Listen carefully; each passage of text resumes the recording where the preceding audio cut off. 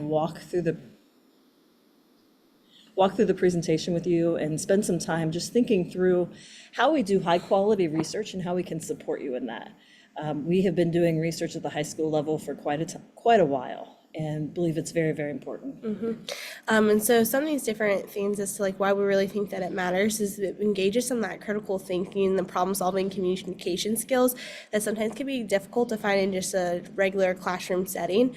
And it really helps to give real world problems that get students ready for college careers and civic life. And so our approach is that we try to blend it into our course curriculum. We do something called the FFA Agri-Science Fair. We do different projects that they're driven by industry-based problems, and then we are super fortunate that a lot of our students are able to partner them with somebody in the industry that specializes in that problem. The structure that we utilize at the high school level includes these aspects of the research paper, which is very common with what you'll find in peer-reviewed research. And so we'll talk through this a little bit more at the end.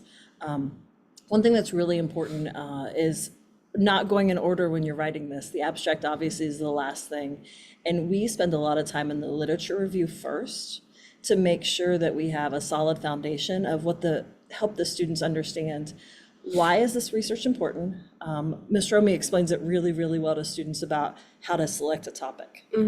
And so one of the things is to use peer-reviewed journals articles, so going to something like Google Scholar and looking for your topic within there to try to find something that somebody else is kind of already doing a little bit of research on that you want to go into further deep exploration of that topic, or maybe it leaves you with a question after you've read their article, but it just gives you a starting point first where it's currently being used. And we always recommend to students to select articles that are not older than what you are, just from an age perspective, because we really would like to do relevant research. So what are current trends that we're seeing? What are current topics that we're finding? And as we look at those research papers, we think it's very important to go to the end of the research paper where they do conclusions. Also recommend what are future studies that should happen. Because if that researcher is saying future studies should happen, there's a gap in the research. So between what we know and what we want to know, there's a gap. And that's what, as researchers, we really want students to fulfill. So we work through the structure of a research paper that's very, very critical, because once you follow that structure, you're respected within the industry and within the research program that you actually know what you're doing. The length of it is typically 6,000 to 12,000 words, and publishing is encouraged but not required. But we think that really helps you as you look to the next levels of your life. So we kind of hit on this a little bit already, but how to choose a topic. One, this research process is going to take quite a bit of time, so you should probably pick a project or topic that you're really interested in, just because you don't want to get all the way into this and be like, wow, I really hate this topic. And so finding something that you are genuinely interested in about. Then from there, we want to narrow it down and use some of those different questions that help us to narrow it down. Looking to see, is it even feasible? So sometimes we have great ideas, but this might really be a 5-year study versus a 3-month study. So trying to really think about, is it doable with your resources, the time that you have, and then the skill set too. And then also, can I throw one in? Yeah. Sometimes we like to research, like I love to research 17 different things. But when we're doing a research project, it's very important that we have one variable that we're changing and measuring. So that is critically important, and probably one of the biggest struggles we have as we work with students is getting them to narrow down to we're studying one thing, because then we can tell whether that one thing makes a difference or not, and we can have valid research on that. Yep, so just changing that one variable. And then really thinking about your own strengths. So do you already have mentors, or can you find mentors within this topic? Are there classes that you've taken that align with this, or do you have different resources that you can utilize within this? And we have found, as we talk about playing to your strengths with resources, and we'll talk about this a little bit more later, but we've really found that when we ask someone if they are willing to help or if they have an interest in that, they typically are willing to help, or what's even more important, if they're willing to refer us to someone else who can help us in that process. And that's where the collaboration with university professors and industry specialists come. And this really matters because they are a lot of times these subject experts. They're very familiar with a lot of these different real world problems that are currently happening, as well as the cutting edge for how to do research within that current topic. And so a lot of times you can reach out to these different university professors and they're ecstatic that there's a young person that is interested in this same topic as they are. And so they are really helpful to do some of those statistical analysis to make sure that you have designed your project well, to make sure that if there's a literature article that you missed, sometimes they can help to connect that with you as well. One of the things we found is very successful is when someone has written an article that we'll have the student email them and say, I've read this article, this is what I learned, and these are some questions that I have. And typically I don't know if this term translates, but it's kind of like fangirling, where you find that interest and someone's like, oh, you read my article, let's talk about that. And they get really excited. So if you find someone who's written multiple articles, read those first. Understand what you want to know from them, how you think you can learn from them, and what their future studies are. Because if you go at it with that approach, typically people are willing to work with you, we have found, which is very helpful, very exciting. So these are just a couple of the different topics that we had for this past year that started. So lots of fancy words in here. A lot of the times we will help to come up with our titles based on some of that previous literature or using some of those different Latins. So for example, Ixodida, that is a type of it's a type of bug, a tick. It's the Latin word for the family of ticks. So incorporating some of those different Latin. In vitro digestibility just means that it's a contained system that came from a previous literature article. So using these to kind of take your title and your topic and elevate it to where it seems very scientific. Because it is scientific, and I think that's one of the things that we think, well, I'm just researching this. You're right. Other people are just researching that too. But it's a matter of really digging in and understanding the content so that your title allows people to understand your seriousness about research, but then also the outcomes that you want to achieve from that. And then your sources, of course, of where you're pulling your information from is really important. And so you want to make sure that it's completely reliable sources. So things like peer-reviewed journals, using government reports, university extensions. We really don't want to use anything from blogs, social media, or non-verified content because anybody can put anything on the internet, and we want to make sure that it's been fact-checked for accuracy. And when you're looking for some of those literature review tips, you really want to look for creating your own annotated bibliographies. So it's really easy to go back to seeing where you found information from, highlighting some of those different quotes that you find within there, and then filtering research to line with your narrow topic because there are thousands of different articles. And so you really want to look for which are the few that really support your topic. And so we really enjoy using Google Scholar, Zotero for citations, and Cornell Note methods for summarizing studies when we're creating our own bibliographies and using these in our literature review. I think the sources, and we're probably going to spend a little bit of time talking about sources and how you integrate them into your review of literature, because that is the foundation for how you begin a research, how we encourage people to begin a research topic. As you find an article, it's very important to capture that. And you may think, well, yeah, of course it's important to capture that. The biggest challenge we have with students is when we have them write a literature review, they come back through that literature review and they sometimes lose their sources. They can't find them. They don't know where that article went to. And they're like, oh no, I'll find it again. We encourage you to really use Zotero to capture those citations, or go ahead and integrate them into your research paper. As people start to write the review of literature, how would you recommend they organize it? Yeah, so I would start with when you're doing your review literature, first painting a background history piece, because by the time that you finish doing your reading through different articles, you're probably going to be really a content expert within there. But not everybody that first reads your paper is going to be a content expert. They may not even understand what your topic is. And so highlighting first, here's the history, here's the background, here's the things that you need to know about my topic. Then moving into a section of, why does this topic matter? What is the relevance of this topic? Kind of helping to frame the overarching goals. Then what current research did you find that's related to this topic? So what are some of those current trends that are happening? What have they found? And then kind of wrapping it up with a so what. So understanding this is where they came from, here's where we're going, here's the big so what picture for my topic.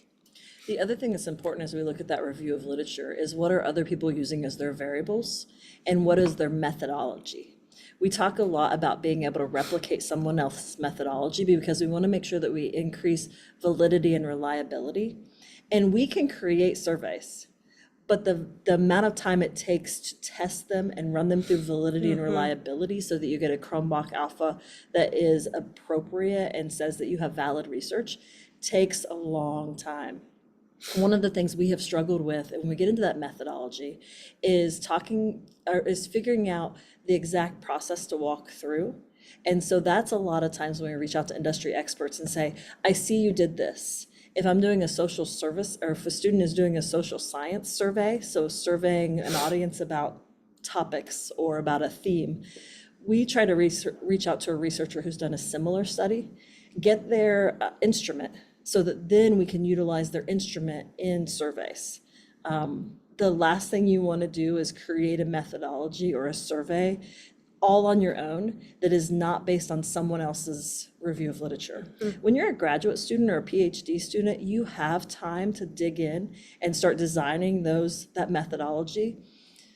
But as a high school researcher, we really recommend that you spend time digging through this review of literature, finding what someone else has done, finding their instrument, and really working through that way. The What else would you other, add? the other great thing about if you find someone else's methodology or you find somebody else's survey they've already used, it's validated. And so you don't have to go through the process of, are these actually good questions, and having to do a set questionnaire where you're sending these out and then looking to see, is the wording accurate? And that might be a 3 to 6 month process where you have to, minimally, of having to validate your instrument. And not everybody, like we do not have a partner that we work with that can say, yes, these are good questions, or no, these are bad questions.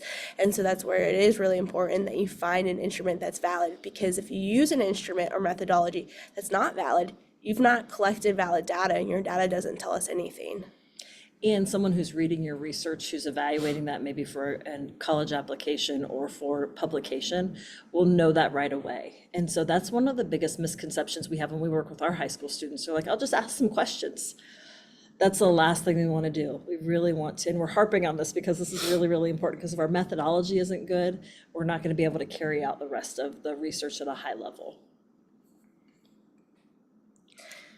So once we do get a great tool, great methodology, we run a little bit of data, we start to think about, okay, well, how am I going to analyze this data? Because I have these numbers, but what do these numbers actually mean to me? So I always like to give the example of, it's like if I take a test, and in my test, if I like bomb it and I do terrible on it, and it's a 15% is how well I do on it. Well, that 15% seems like it's a big deal unless you know that that test is only worth 2% of your entire grade. And so is your data that we've collected actually meaningful? And that's where the statistical analysis comes into play. So this helps us to really look at the results, see any patterns that are happening, and see, is it meaningful, or is it just due to chance that we get this? And some of those different common types that we'll use are mean, medians, modes, and ranges. It kind of helps to summarize and give like a small picture of your data set. And then the more inferential statistics, which is what helps us to understand, is it truly meaningful or due to chance, will be an ANOVA, or analysis of variance, which is where we can compare those means across 3 or more different groups to see if the differences between those means are actually statistically significant or if it's just random. A t-test, and that compares the means between 2 different groups. A chi-square test evaluates categorical data for expected versus actual frequencies, and then a correlation coefficient, which is represented with an R, and this measures the strength and direction of relationships between those different variables. One of the things we encourage you to do first, if you have a background in statistical analysis, really dig into those and understand the inferential statistics. If you don't, one of the things that I think gets overwhelming and confusing is if you just Google, like, what is an ANOVA and how does it work? One of the things we recommend to students is to actually use ChatGPT. Is that available in your country? Yeah. Okay. sorry, I wasn't sure. Use ChatGPT and say, explain an ANOVA at this level. What does this mean when I do this? And obviously ChatGPT does have hallucinations, but at least when you start to talk to the researcher for the very first time that you're working with on statistical analysis, you'll have a background and a foundation, and it'll make the words they say actually click in your brain. Because sometimes they'll say words about statistics, and when we were first learning statistics, we were like, oh, this is a lot. So we needed to research. The students need to research and then figure out which statistical analysis fits best. I think it's also really helpful to use ChatGPT when you're looking at those previous literature articles that you've looked at and their statistical analysis, because I know the first time I read through statistical analysis and was like, in R, like, I don't understand what any of this means. Like, what is it actually telling me? It's just a bunch of numbers. So you can take that and throw it into ChatGPT and say, explain this to me at a third grade level using the statistical analysis. And then I scaled up until I was like, oh, okay, I understand this and I can explain this at a high school level. And I can send. Yeah, you can add something. If anyone is studying AP statistics, they probably understand what t-squared, chi-squared, and correlation coefficients are. And honestly, it took me like 3 to 6 months to understand what they really mean.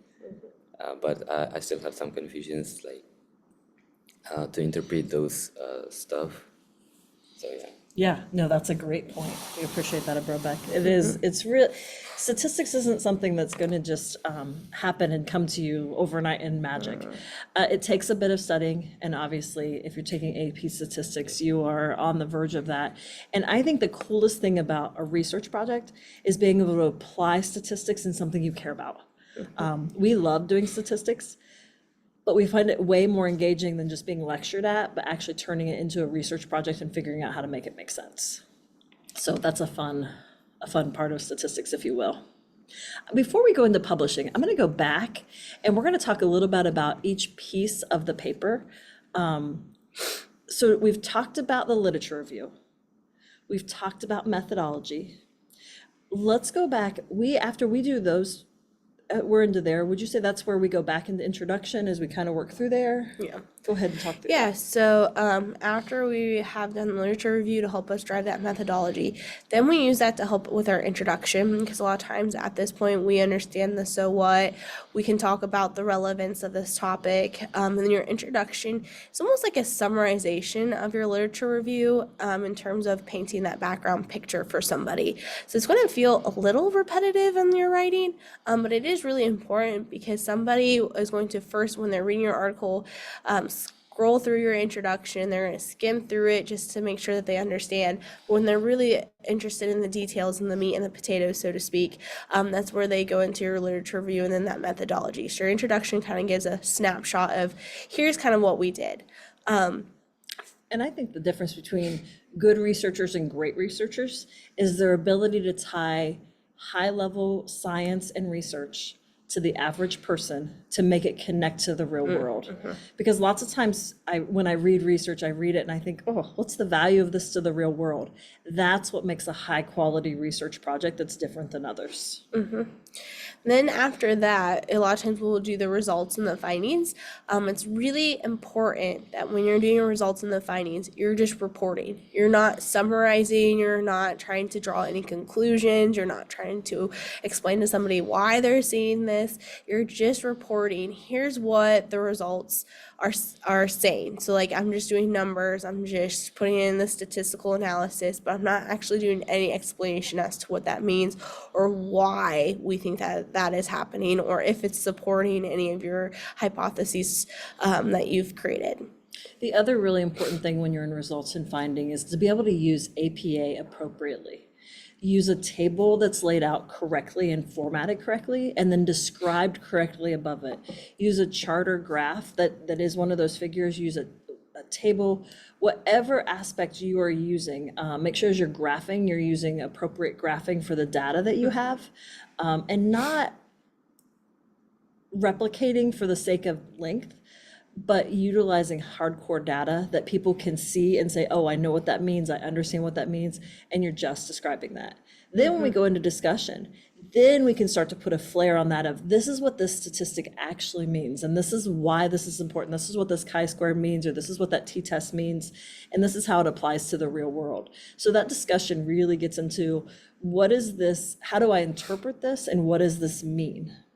And then your conclusion kind of ties it all together, where you are really sharing, okay, now that we found these different results and here's what the meaning of it is, here's how it adds to what we currently already have, and here's the different gaps that we still have within our research. And so somebody could use your research paper then in the future to be able to come up with their own topics, because you're identifying, here's what we still don't understand, and here's where those different gaps are. I think it's also really important that when you're writing research, we're not proving anything, we're just supporting what we currently know.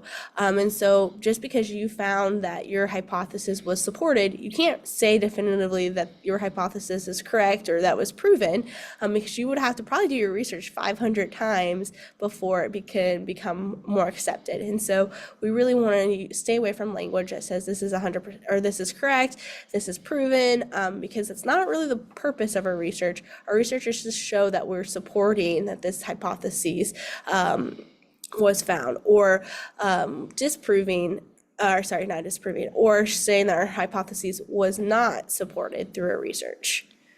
Right, and that it only applies to the pool of testing subjects that you use. So if we are only testing high school juniors at Ridgemont, at our school, the only statistical results, conclusions that we can draw are based upon that. We can say this may support others, or this reflects. The other thing that's really important is if another research study is confirming or denying what your research found, it's important to point that out here and cite your sources so that you are not just like throwing out your data. You're actually saying, in comparison to this research on this topic at this time, this supported what I found or did not support what I found. Because I think it's easy in conclusions, especially as a high school student, we've found with our high school students that they want to overstate what they found. And that's just simply not it. Any good researcher knows you can't overstate what you found. You just found what you found in your specific instance. And so that's really, really important. And then also talking about what are the risks that you found and what are the limitations of your study. Every study has limitations. You want to talk about limitations? Yeah, so limitations could be the sample size of your pool. Limitations could be the different instrument that you use, because while instruments are great when they're validated, they certainly do not capture everything that we could ever ask. Limitations could be your different instruments that you're using. Limitations could be your different environment that you are testing in. So there's a ton of different limitations. It could even be time, because we recognize that things can change with time. And so we want to recognize here's where the limitations are, because if your study didn't have that limitations, you could have gotten very different results. And again, great peer-reviewed articles will provide this outline for you, or if you find good master's research documents or PhD theses, they have these laid out at a deep level. Just read with a critical eye that you are evaluating that process and not just trusting everyone in that. That's where it comes to references. We require in a research paper a minimum of 5 to 8 references. We love to see 15 to 20, because what that tells us is, one, you've spent a lot of time reviewing other people's work. You've cited it correctly according to APA 7 in the paper, and you've utilized that as a foundation to drive your research and then compare your research. So it kind of, that reference kind of takes you in a full circle, talks you through why are you doing it, how did you do it, what did you find in relation to other people's findings. Then after we've written all that, we come back and we write the abstract. We think the abstract is critically important. When you start reading research papers, or you've already started reading research papers, you read the abstract. Does it address the topic that I care about? And what findings did it use? What methodology did it use? And how did it statistically analyze that? So it paints one quick picture in one short section of like 300 to 500 words of what does that abstract actually say. So we just wanted to take a minute and step back through there, because I know next year, as you, Brobeck had talked about, you are writing research papers, and we really wanted to kind of sift those out and tease those out so that we could drive that topic home deeper. Then we talk about publishing. Publishing is tricky. And I'm not going to act like we understand publishing within your country because it's different everywhere. However, here are some places that we've done some publishing. Yeah, so through being involved in the FFA Agri-Science Fair, students actually will have their research showcased at the National FFA Expo, where about 80,000 people are exposed to their research. Then there's also different opportunities for state and national science fairs. So there's a lot of industry-driven science fairs within our country just because they want to showcase that they are supportive of this. There's also Junior Science and Humanities Symposium, and so a place where you can go to represent your research and actively share with another audience. And there's also journals. So there's the Journal of Youth and Science that they'll publish articles, different types of exploration journals. So one of our Ohio State University, they have an undergraduate research journal that they'll feature students' articles on, as well as local newspapers and then community forums. And then, of course, there's a plethora of online platforms such as ScholarConnect Digital Showcase, any classroom or school blogs. And then there's also the opportunity to use YouTube poster or slideshow presentations in a published format. Critically important when you start publishing, and I found this out the hard way the first time. Make sure that you read the exact expectations of the publishing. Every journal has a different layout, format, expectations, and components to it. I have found it really handy to find someone who's already published in there, or if I know someone who knows the editor of that publication, reach out to them and really get some coaching and some mentoring. The first few publications that I utilized, I had a mentor walk me through them so that I was sure that I did it correctly. Then that mentor actually coaches me still as we go through these pieces. So it's really, really important that you take some time, research exactly what they want, and figure out, one, if you can publish the same thing in multiple articles, or once you publish in one, you're also limited to that one. So these are just some publishing thoughts as we think through that for the future for you. Can I share something about Yeah, publishing? definitely. Hold on, let me turn this to a Brobeck because our sound is on. So I have a lot of friends who are doing their research, and I know some of them already published their research. So I don't think we have a lot of research competitions, but you can still publish in international journals, and they still accept it. But for some of them, you may have to pay. And one of my friends, he did research in engineering, some aircraft thing. So he paid, I guess, 100 or 200 to some kind of a journal, and and the price you pay depends on the how popular the journal is. So if it's very well known, it may go more than like $1,000, $2,000. But if it's like a mid, it will be like 200, 100. But if it's like I don't know how to say it, but if it's really like not very well known, it might be $15 too. So it really depends on how popular the journal is. But the fact you publish your journal in a very well known journal doesn't mean your research seems really good. So yeah, that's it. I'm going to add to that too, and this is just a mom saying this for a second. Be real careful as you're paying for journal publications that you do some research into the background. There are lots of people out there that just want your money. And so check that out, see what you can do. I'm always a proponent of free, but if you need to pay, just double check that's there. Thank you for sharing that, Brobeck. Yeah. So just sharing some of our different success. So in the past 3 years, we've had 6 national FFA champions.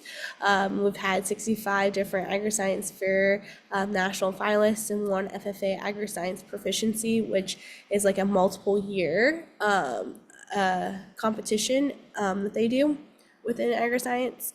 We've had 68 FFA state champions, 5 FFA agri-science proficiency finalists, state champions, and then a plethora of different things. One really neat thing is that our university actually does a Dean's Choice recipients, and so students can get scholarships for their research. And so this past year, we actually had 3 different students that were chosen as the Dean's Choice Award recipients. So if they choose to go to this college, they'll get a scholarship that'll help to support them in that endeavor. We are so appreciative that we were able to join you this afternoon. It is early here in Ohio, but we are excited that we were able to capture you after school. Brobeck, is this where we want to do questions? Yeah. Would you like us to stop sharing to do questions? Yep. Okay, perfect. So if you guys have any questions, you can either raise your hand or just drop them in the chat box. Either way is fine. Okay. There's a hand raised up there. Yep. Abdurrahman, you can ask your question. Good morning, professors. Uh, it's nice to meet you today. Like it was a very informative session. I really appreciate and thank you very much for joining again. And my question is, I'm 1 year left for me to graduate. So, like I'm a rising senior at university. I have to apply after 3 or 4 months for my master's degree. And my question is, I need what kind of research programs is most suitable for me as an undergraduate student who wants to apply for master's degree. My current major is business management, and I want to pursue political economy in my master's degree. Probably the number one priority is the University of Oxford to do masters there. And I already have taken classes in statistics. Like I did A levels at high school, statistics, probability and statistics, and also took courses at the university, like qualitative analysis, something quantitative analysis. Which research programs is best suitable for me? Here's my wonder, and this is just a wonder. I wonder what Oxford professors are actually researching. Because if that is your goal, if that's where you want to be, I would find 2 or 3 Oxford professors who have a theme of further research. Typically, a university professor has 1 or 2 themes that they focus on.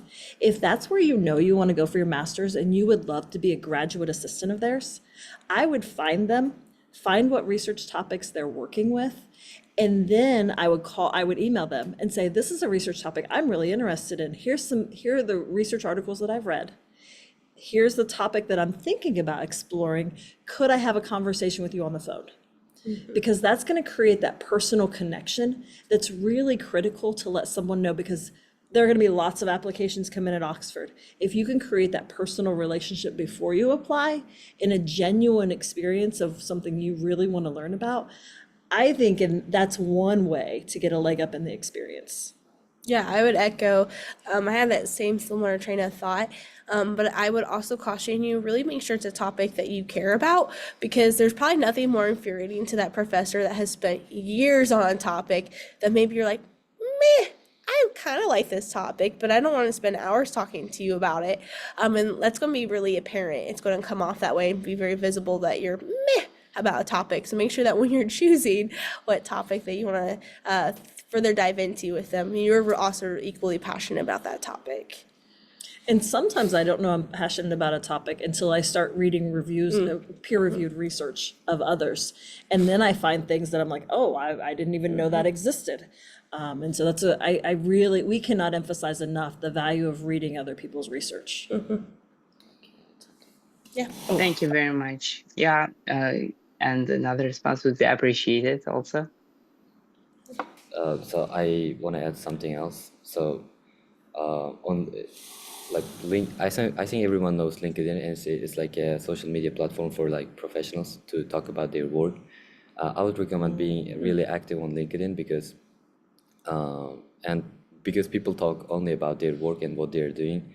And if you stay updated on LinkedIn and connect with professors, connect with people, and actually like read what they're doing, you can have more information about like their work. And when you're like cold mailing, it's cold mailing. Yeah. When you're cold mailing them, you can mention that you like review their LinkedIn stuff and you really know what they're doing.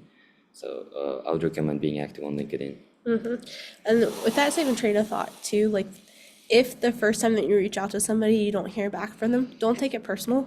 Just either continue to like reach out or to find somebody else too, because sometimes people get into different seasons of life and they are not the best about getting back to humans, but that doesn't mean that they're not interested.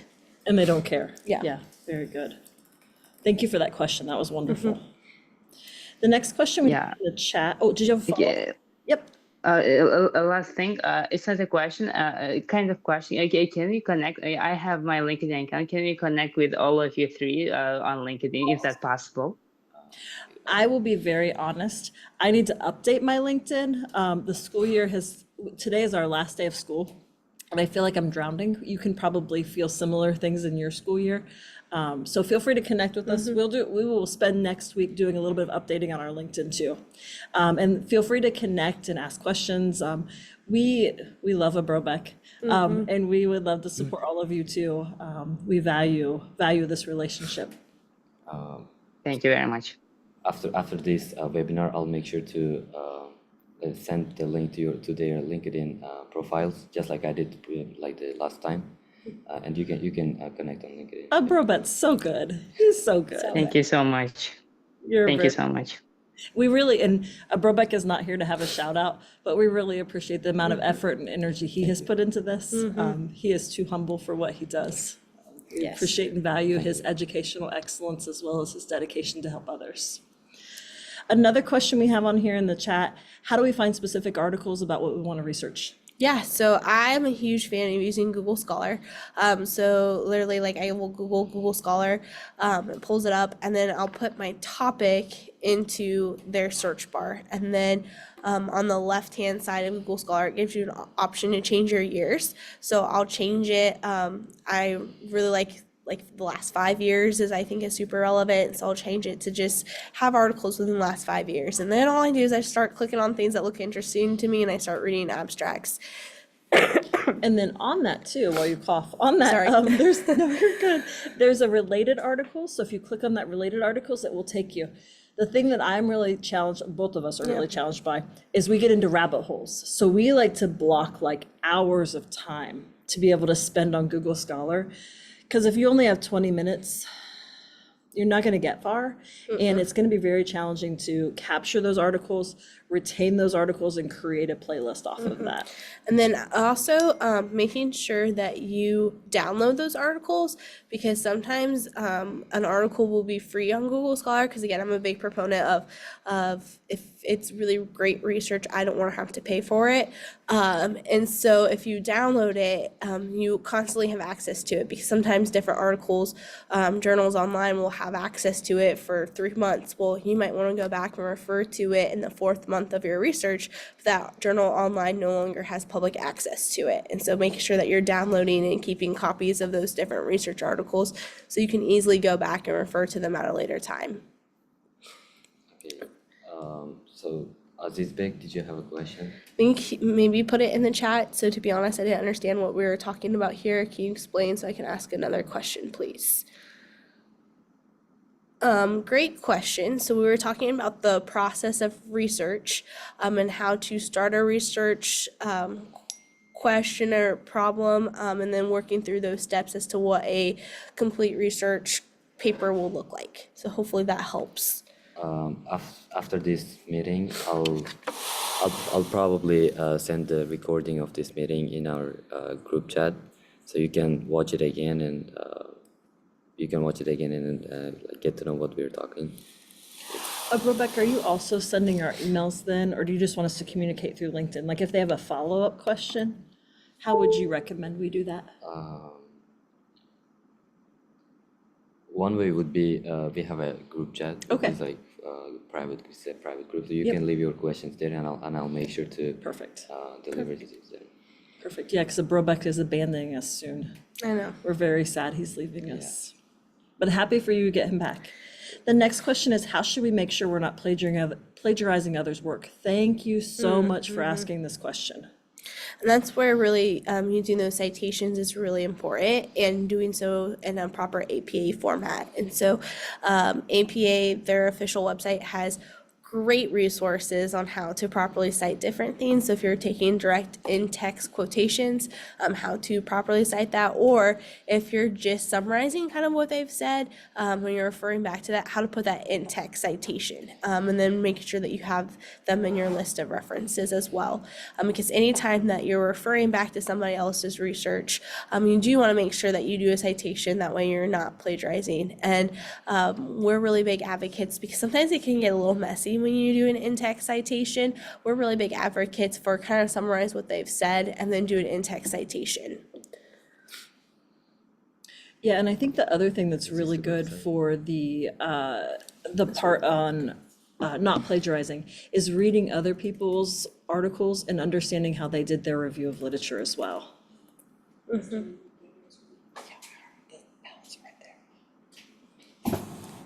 another question. Okay, so our next question, how much can we use from others' work or their articles on our research paper? Is there any limitations for that? Ooh, great question.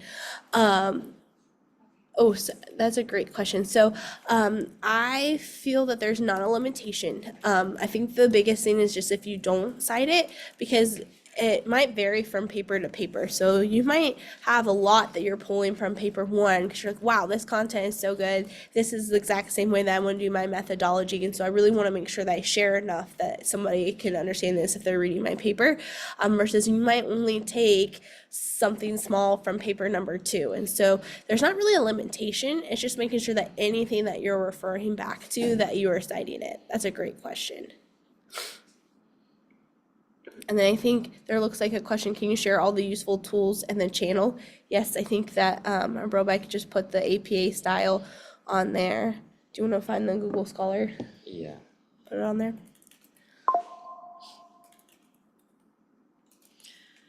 I'm gonna have to slide out. Lori's gonna stay with you for a minute, but thank you so much for this opportunity. We really, really appreciate this. And Brobeck, thank you for organizing this. This has been wonderful. And we are educators through and through. So if there's any way we can help you, please let us know.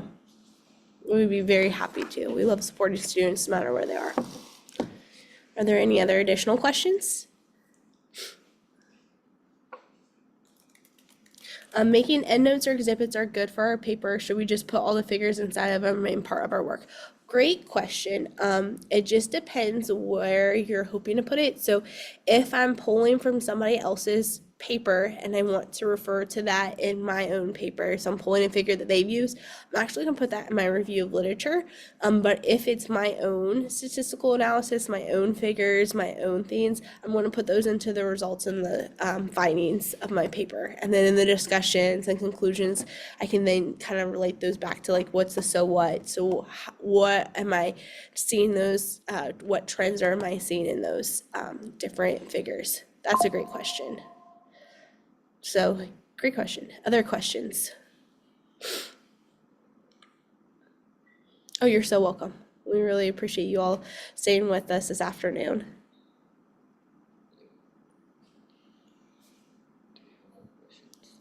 I think I see no questions. I'll go ahead and give, another question just rolled in. How can we find any primary resources for a research paper? So again, our big platform that we use is Google Scholar, which Brobeck put into the group chat. I think it's just a really helpful tool to be able to pull peer-reviewed articles. I don't love just using Google because you can't find something that's necessarily peer-reviewed. On Google Scholar, it's all peer-reviewed. So that means that somebody else has already validated their work. They've already gone through the problem of having to be published, and someone has already fact-checked them to make sure that it's good, accurate knowledge. So sometimes we'll have students that they'll go to university websites though, because we had one student that was doing a project on soybeans. Michigan State University has done a plethora of different research with soybeans.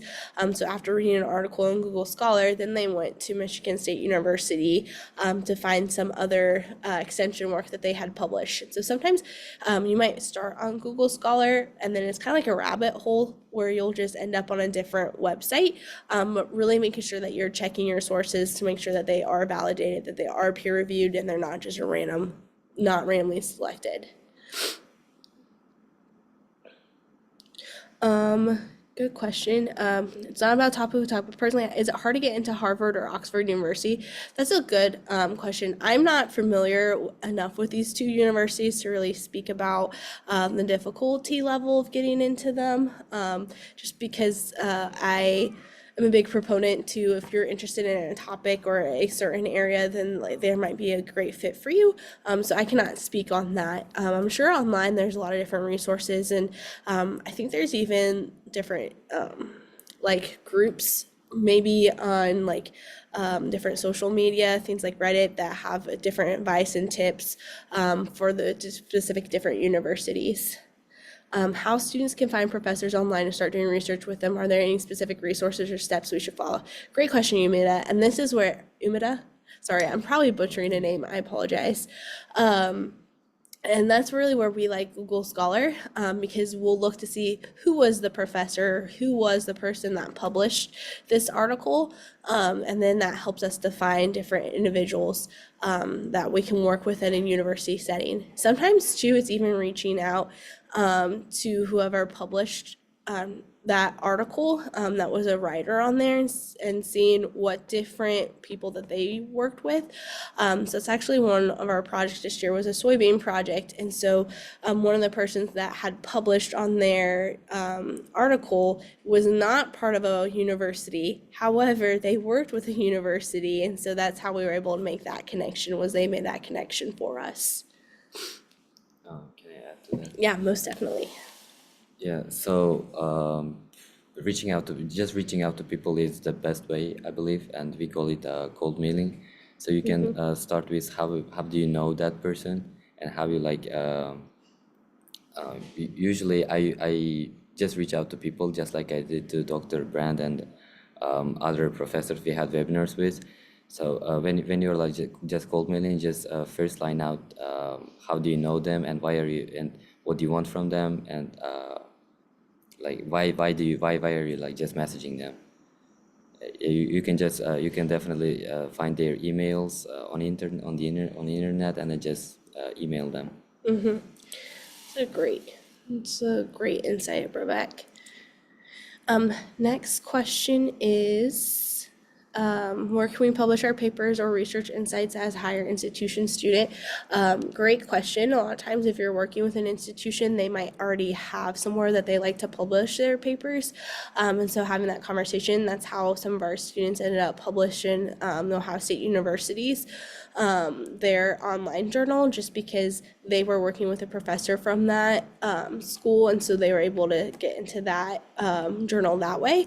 And sometimes looking to see where what topic that you're currently researching on, where does it align with another journal. And so for example, there's a Journal of Education that we had a student that was doing an educational research project, and so that naturally kind of aligned there.